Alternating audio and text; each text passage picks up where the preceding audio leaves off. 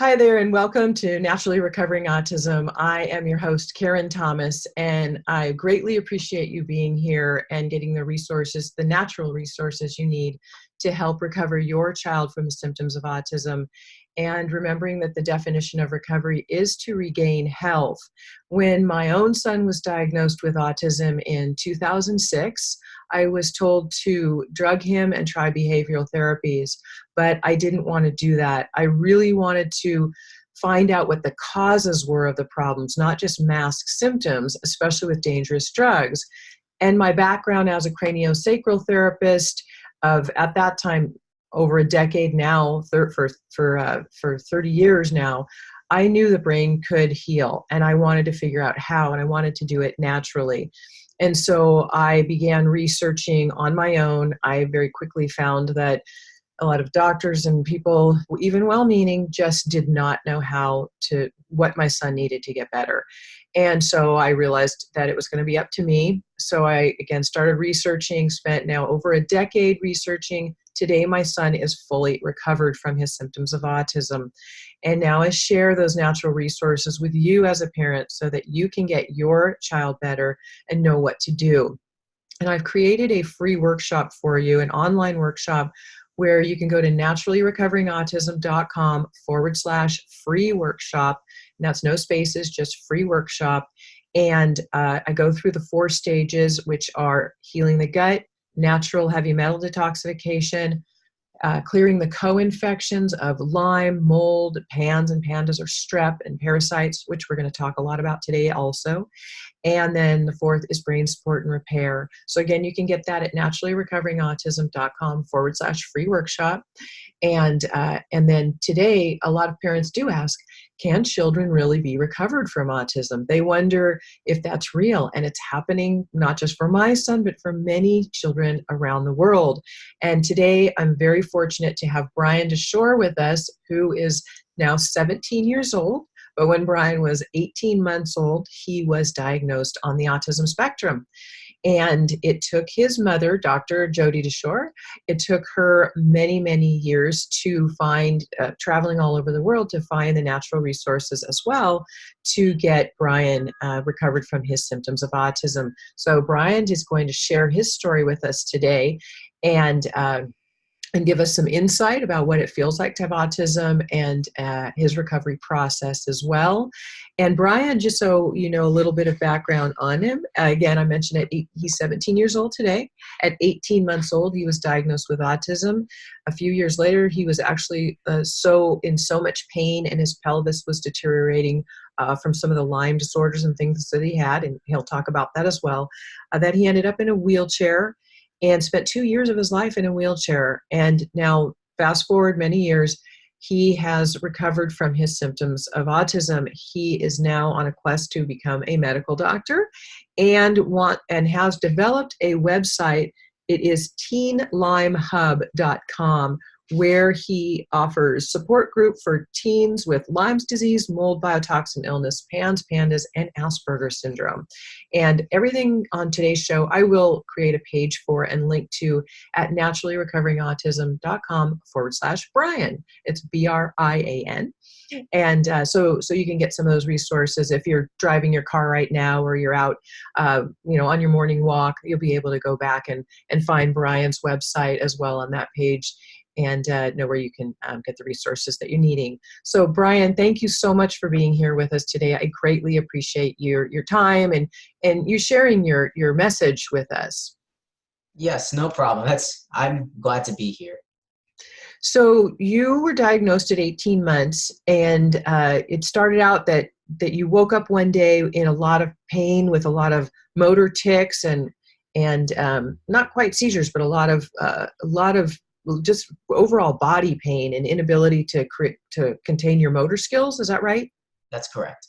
Okay, so can you just share with us a little bit about what that felt like for you and kind of what the process was just after that? So after the pain, So after the pain, what happened? Well, let's start like what happened before, because we need some context here. Yeah, start at the beginning. So I'm going to start way back. when I first got my vaccine. So a week or two after the DTaP shot, it's a type of vaccine, I had reacted with fever, rashes, and stomach upsets. And then slowly my language wouldn't progress. It started deteriorating in a sense. And that's what my mom would tell me. The earliest memory I have about my language skills is about 1.5 years of age, where my good friend Mika, who I've known pretty much before we were born because my mothers were in Lamaze class together, and they've remained best friends ever since. Our family spent a lot of time together. So she was very curious about my new roller coaster toy and wanted to try it out. However, it didn't really work out and she fell down. So I'm trying to console her, and instead of saying uh-oh, fall down, like I would say now, I said uh-oh, fall down with FAW. And that was a little bit embarrassing, and because I was saying it completely wrong.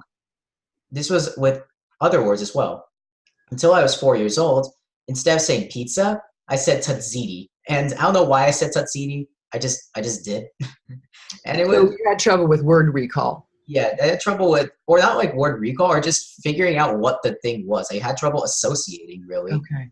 So it was just bizarre and embarrassing altogether. So I just stopped talking. And I Mm. had a vocabulary of 2,000 and more words. I've been regarded as well read by multiple English teachers throughout my years. But I became an introvert and really kept to myself, occupied with books and videos. When I was 2 years old, instead of learning to speak like most people, I learned how to read. I learned how to read English. I learned how to read music. I learned how to just read things. But I really couldn't speak it. However, whenever I read, I really understood the words. I knew what the word meant. I knew how the word was, but I couldn't really string it together in a sentence or understand the context of the thing. So it was really more I was just reading just to understand what the book was.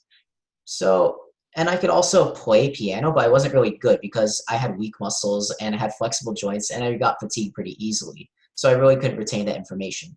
But from preschool to elementary school, technology has been a big staple in my life up to this day.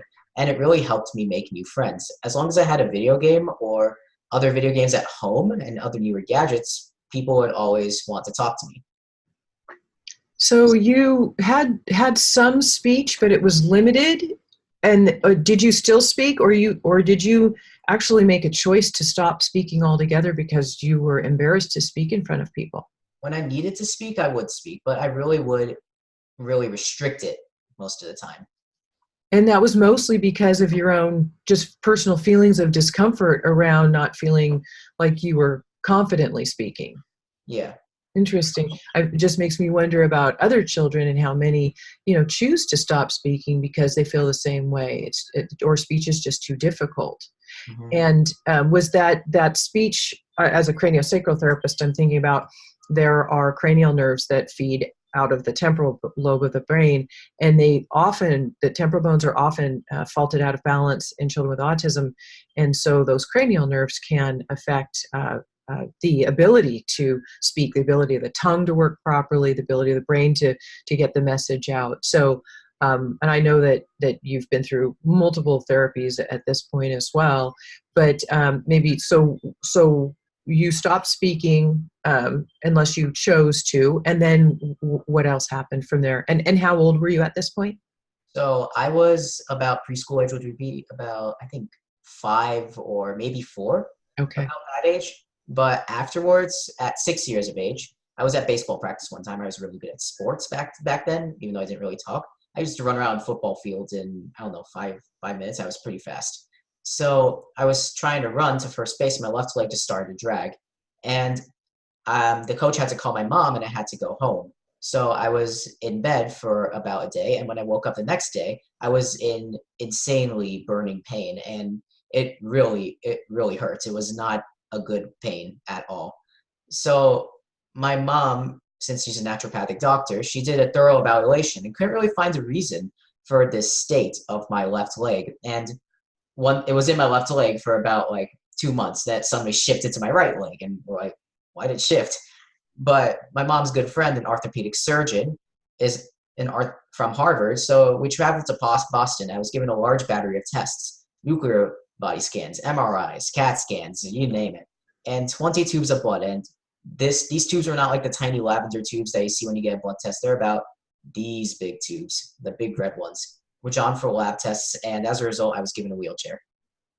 And as a result, so I know that your mother has told me, we work together a lot. I utilize her proprietary herbal formulas in my program, which I'm very grateful to her for letting my active members use, because she knows that they need guidance with these. It's very important.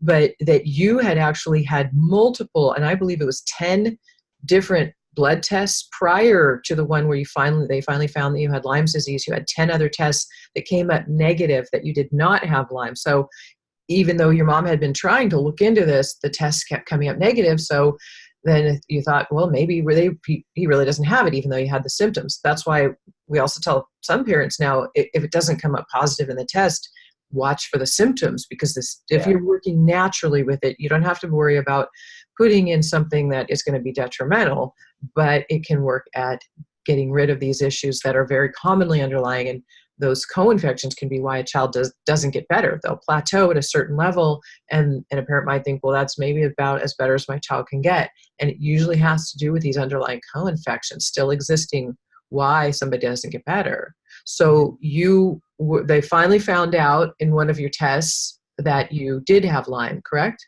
Yes. So just to give a little bit more information about the tests. Mm-hmm. So Quest and LabCorp, those Lyme disease tests, use the ELISA test, which is a test, but it's not as specific as others.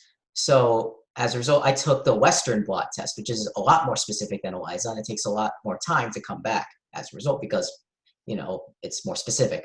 So we got the Western blot test back, and it showed my Lyme as positive, along with other co-infections such as PANS, Bartonella, Babesia, Rocky Mountain spotted fever, Mycoplasma, Epstein-Barr, and Strep. And that is a lot of viruses. Mm-hmm. So that's basically how we figured it out, based on this lucky break from the Western blot. And I know that because your mother has told me that you contracted Lyme in utero, which a lot of parents aren't aware of, that you can actually, a mother can give the fetus, the baby, Lyme's disease in utero. It's a contracted disease, can be there, or it can be also contracted through breast milk from the mother. It doesn't just have to be a tick bite, but we're also finding now through mosquitoes and fleas and head lice, which children exchange at school, that those organisms are transferring this disease as well, these bugs. Yes, that's correct. So then you found out that you had Lyme, and then what did they do? So when they found out I had Lyme, what I basically did was that a lot of medications had made me better over the span of time. So what we started with was antibiotics, augmented, Mepron, rifampin, minocycline, very powerful antibiotics for 6 months. But those weren't doing the trick, mainly because, well, it's just antibiotics. Stuff is going to become resistant over time. So we saw Dr. Stephen Buter and Dr. Julie McIntyre, who put me on an herbal protocol, as well as Dr. Klinghart, who helped me with his holistic protocols. This combination of multiple medicines over periods of 3 to 5 years put my Lyme disease into remission, and my mold started getting better too. So a little bit more insight on the mold was that it happened after we put the Lyme disease into remission and got rid of most of the other co-infections. And then the mold started showing up in the blood tests. So Mom researched a little bit more and spoke to Dr. Shoemaker. And turns out the mold biotoxin illness is actually a genetic issue that I had, and so did my mom. So it was passed down to me. And there were also some methylation mutations, basically processing the methyl end of most macromolecules. So I basically got everything in terms of the genetic roulette. I got the 1 in the 500 chance, Well, and you're a sensitive individual. It's sort of the canaries in the coal mine, and then you're more susceptible to other toxins in our environment that we have today. Electromagnetic field pollution, pesticides in foods, and contaminated, things that are in our water sources. I mean, there's so many environmental toxins. So if you already have sensitivities and susceptibilities, your body just basically can't take too much more. And so, it also keeps you ill. So it's a matter of creating that strong foundation, strengthening the system, strengthening the gut, working with all of that, and then, moving through the detoxification process on your own timeline, and then the co-infections. So, and we also you mentioned antibiotics.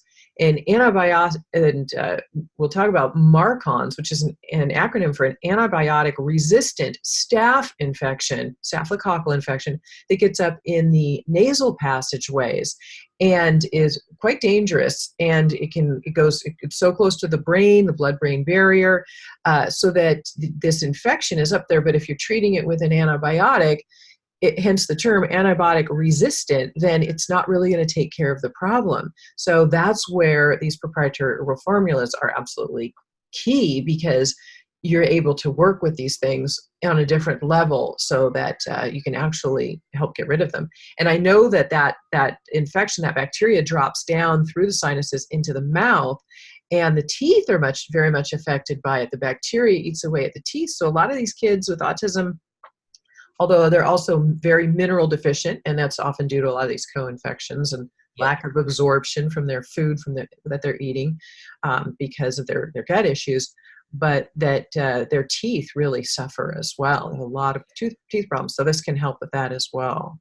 So you started using then the herbal formulas, and the timeline too, that where you were really sick and really, on the autism spectrum to now at 17, it's just been a few years ago that you say you feel like you fully have gotten to the recovery level. Yes? Yes, about 3 years ago when I started high school, I feel like my brain just exploded with knowledge, and I just started getting really good at everything for no reason. Like 8th grade, 7th grade, 6th grade, I was more of a Joe average student at most things, but 9th grade was when I really started to shine in science fields, math fields, English too, which English was my weakest subject, and even history as well. So it was pretty cool to see how my knowledge just improved like that once we got rid of most of that stuff.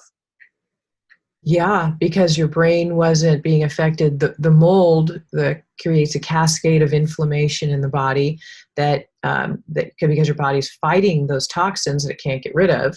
So then there's more and more inflammation building. And if the brain is inflamed, how can anybody expect it to think properly? And then we get so much that we need for our brain from our gut. So the gut has to be, healed properly and brought back to health. So it does, make so much sense that the neurological system isn't functioning right. You were saying at one point you were testing below average, and I know you have a very, very high IQ. You've been already put into some summer medical programs. You're planning on becoming a doctor. Your IQ is obviously very high, but you were not able to probably, I imagine you can tell me, were you able to focus or concentrate in a classroom, and then the social things, how those affected you, and how it felt for you internally to have it, any sensory issues you had, or I know your mom mentioned that you used the term, my brain felt like it was quivering sometimes. So can you give us a little bit of that insight too? So let's start with the analytical aspect of things in school. So in school, I was really a introverted kid. As I said before, I didn't really speak that much. However, people were not really interacting well, but academic-wise, I really could just learn the subject. I could learn how stuff works. But when I was given a test with the same stuff, I really couldn't figure out what to do. I could learn this concept easily, but when it comes to numbers and concrete stuff, I really just couldn't apply it to the actual problem.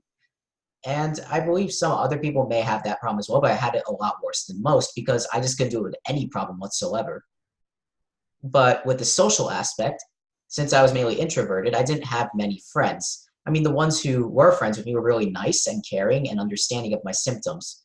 And one time, since I had my motor tics, no one really understood them. So some of them were making fun of me for it. And my guidance counselor had to go in and have me give a lecture about the motor tics and say it was just like hiccups. So it was a little embarrassing, but they understood afterwards and they stopped harping on me about it. And that's really the social aspect of things. And with the brain is quivering thing, sometimes when I'm trying to figure out something, it feels like my brain just doesn't want to give me the answer. And it's like, oh, it's shivering. It's like, oh God, I can't figure this out. Sometimes when I'm sleeping, I have a bad dream. It starts shaking when I wake up. It feels like jello. So that's really what happened. So you could physically feel it as well. Yes.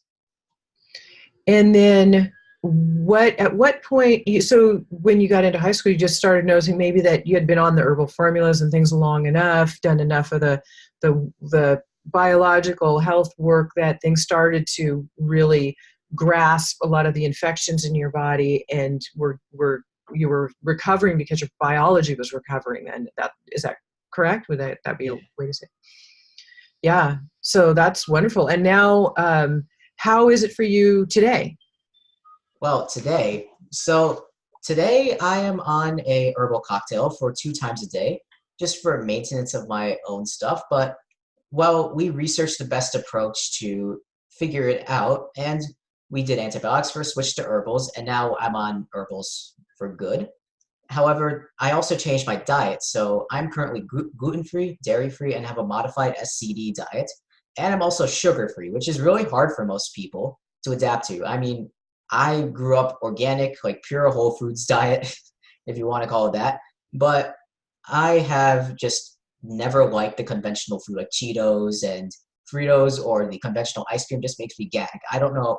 I don't know if it's just how I was raised, but I just don't like all that conventional stuff. And whenever someone asks, "Hey, do you want some?" I'm like, "No, thanks. I just can't."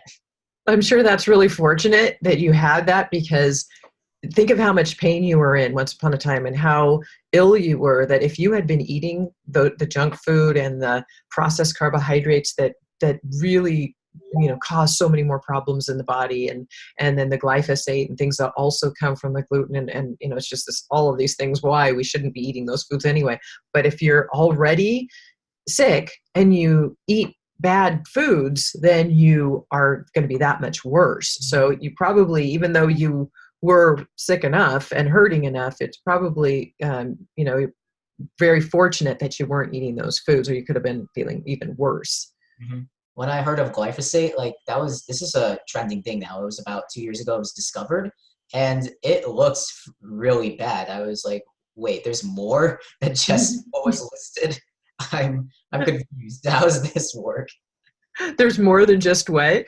There's more than just the stuff that's already established. Oh yeah, yeah. I'll link on the page that I created for this show, as I mentioned earlier, naturallyrecoveringautism.com/Brian, Brian. I'll link to a past episode where I have interviewed Dr. Stephanie Seneff, who is an MIT professor who specializes in the study of glyphosate, and goes through the all of the specifics of how dangerous it is for the body. And it basically destroys something called the shikimate pathway, but it's a portion of the gut that is very important for proper digestion and nutritional absorption, etc. And so glyphosate disrupts that. And there are so many things that glyphosate does that are dangerous. So, and our wheat crops are sprayed with it. Many Yes. of our crops are. So yeah, good for people to know. So I'll link to that in the show notes as well, so people can look that up. Yeah, Okay. that's a very important thing. And then electromagnetic field pollution. I have some interviews I've done with that as well, but that is something else to there are some ways that you can protect your home and personal environment too. Mhm. And I am very, very grateful to your mom for offering her. She doesn't do this to very many people. She's offered her herbal protocols for her proprietary herbs to only to my active members of my program, because she knows that it is important to have a strong foundation with all of the detoxification in place, and binders and things that you need to do to help the body detoxify, and all of these things before you really start getting into the herbal formulas. And then you've got to have the right guidance, which she knows that I know how to give for utilizing them. They are so helpful, and I use them as well. And Brian, you mentioned so the nasal spray for the Marcons that is caused the staph infection from the mold issue, having mold exposure, gets up in the nasal passages in your mouth. One of the things is a spray. Now I know you use the spray, so just wanted to ask you to just quickly maybe give parents a little bit of insight for, especially years ago when you were younger, as a child, when you first had to start using it. Are there any tips that you could give a parent to help them be able to use the nasal spray with their kids, or get them to use some things? Okay, so with my experience, first off, with the nasal spray, it stings. That's pretty much the main deal of it. You do feel something. However, you're supposed to keep it in there for about 10 minutes and then you blow it out. You don't blow it out immediately. And also, should have like an ice pack in handy, like the first time you do it. So when you put it in your nose, you just put the ice pack on your nose for a short time. Stinging calms down, you're good to go. But as it goes along, you'll still feel some stinging. But as the marcons start getting killed, the sting will decrease more and more and more. However, I really don't need an ice pack. I just refer to the pain that I've had before. I'm like, hey, this isn't so bad because Yeah, comparing everything, right? Yeah, I just kind of go for just a minute. And then it just sort of dissipates after, less than a minute, it's gone. So I mean, the tactic that I use allows me to give myself my own hormonal injections. So the that's tactic you use, what tactic are you talking about? referring to the pain from before. Right. Putting everything in perspective. hmm And I could demonstrate for you if you want. I have. Yeah, I'm sure people would love to see that. Okay, so I also have a video on Teen Lyme Hub Okay, about this entire subject on nasal sprays, so you could check it out there, but I'll just do a quick demonstration today. So perfect. we've got our bottle right here. This is the proprietary Formula 1 NSB, and I have two alcohol pads here, as you can see. So I'm going to uncap it, and I'm going to take one alcohol pad and wipe the tip of the spray, like so, because you want to get rid of anything that has been contaminated from earlier. And then I take it and I put it in my nose. And I sniff, and I just sniff it up. See, there's no stinging this time, but sometimes it comes after, sometimes it comes before. And I may sneeze after this, so. Yeah, it's not so bad. And the thing is, it works.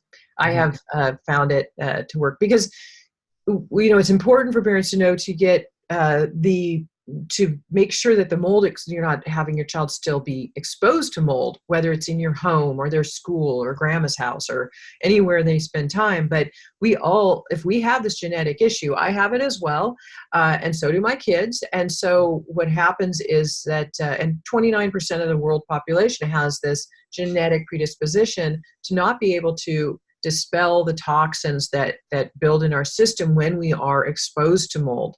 And Yes. so what happens is that the immune system then starts to fight these toxins, and it creates inflammation as a response that it's supposed to do. The immune system is reacting, but it can't get rid of them. And so it continues to build inflammation, and you have this entire cascade of inflammation, and you end up with this multi-system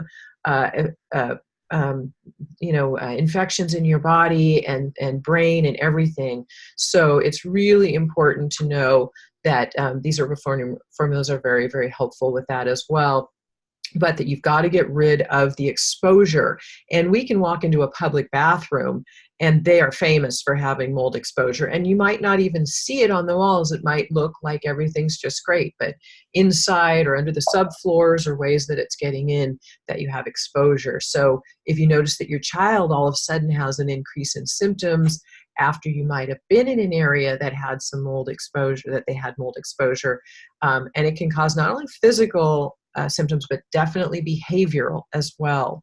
And Brian, you probably experience that when you would have maybe behavioral outbursts. If you remember those, do you remember anything that would would trigger them for you? Mainly if something was out of line. Like before, I used to separate my food all the time. Like I still have the habit now. I mean, when there's like a tortilla and some potatoes on the side, I really don't really eat the tortilla with the potato with the stir fry, or it depends sometimes. It's just me. But whenever I had my food wasn't separated, I made like a big fuss about it. It was just me for like a year or two, but that dimmed down. However, sometimes bad grades also made me depressed for a little while. And I really was in a big cycle of depression Mm-hmm. probably because of this. Not sure really why it happened, mainly because of my healing and the fact that I really couldn't see many friends, but that's really me. Mm-hmm. I Well, really, and depression is a big, a common symptom of the way that the mold biotoxin illness, I call it, but that the inflammation in the brain and how it affects the brain, and then the gut disruption, that depression, feelings of anxiety, trouble sleeping, lack of especially short-term memory, where Yes. you can't recall it. It happens to me sometimes when I'm thinking, and it makes you feel, oh my gosh, okay, I know I'm not dumb, but you just can't. Your short-term memory just doesn't work as quickly, and it's usually when you're experiencing more of those symptoms, and that's why Brian mentioned, you will use the nasal spray up to 4 times a day, and I will use it as well, ongoing, really, probably for the rest of my life, because we know that we have exposures, and it's good to just make sure that we're staying on top of it. That bacteria can drip down from the sinuses into the mouth and get and cause some problems with the teeth, and the gut is disrupted again from all of these that we mentioned, both the Lyme and the mold. Lyme lives inside of parasites, parents, so you don't want to just go in and do a hardcore parasite cleanse if your child has Lyme, right? Brian's learned that well from his mother as well, right? Yeah, because if you go in and you start killing off the parasites, and Lyme is hiding inside of those parasites because that's their home, and their host dies, then the Lyme is left in the system, like, okay, well, now I'm just going to go all over the body and cause more havoc. Mm-hmm. So there is a sequence to all of this. So, again, parents, please watch my free online workshop at naturallyrecoveringautism.com/free workshop. I will link to everything, and Brian's website as well, teenlymehub.com, on the page that I'll create for this episode as well. And that will be at naturallyrecoveringautism.com/Brian, Brian. And Brian, thank you so much for what you're doing, and even what you plan to do in the future to help other people, so that you can help so many, especially kids who are struggling with the same issues that you did. I mean, the feeling of being isolated at school and people not always treating you right, and the social aspects, and depression, and feeling like something's wrong with you. I know that my own son went through all of those as well. And after you do recover and heal from those symptoms, sometimes a lot of those self-esteem issues can remain. So you want to make sure that you're really working through those, have other people who you have support with, know that that's not who you are. It's just things that you dealt with, and because your biology wasn't well. Yeah. And so it's very, very, it's wonderful that you're offering that support too in your from your website. Do you have anything else you'd like to add before we go? So one thing I'd like to add, the website is teenlymehub.com, and there's also a Facebook group for it. So it's on the website. You could join it, and I'm the admin as well as a few moderators as well. You can feel free to ask questions. All the information is in the group, and there are also some helpful videos that I am making and going to be posting more of, but there are currently 3 on the YouTube channel as of now. I would suggest you go take a look and watch them. Perfect. So look at you, 17 years old, and you're already like taken off. You have a year left of high school, and you're already doing all of these wonderful things. You've got a website, you're making videos to tutorials to help people, and I really look forward to watching you progress into your future and see what other things that you have to offer. So again, thank you, Brian, for your time. I really, really appreciate it. Thank you for giving me this opportunity. Absolutely. All right, take care, and we will talk to you soon. Thank you, everyone, for being here, for being a proactive parent, for getting the resources you need for your child to help them get the optimum results. Again, it's about your optimum level of recovery, and that's what is available to you if you know how to do it properly. So I encourage you to watch my free online workshop. Continue to look at the resources that I share with you as well, because I really, really want to see you have the support and guidance you need, and that your child is getting their best, optimum, fulfilling life that they deserve to have, because you knew what to do. And I know there are a lot of resources out there, and how you have to weed through it. So that's what my quest is, to help you to simplify the process. So I hope everything that we're sharing is helpful, and I appreciate you being here again, and we look forward to seeing you again very soon. Take care. Take care, guys.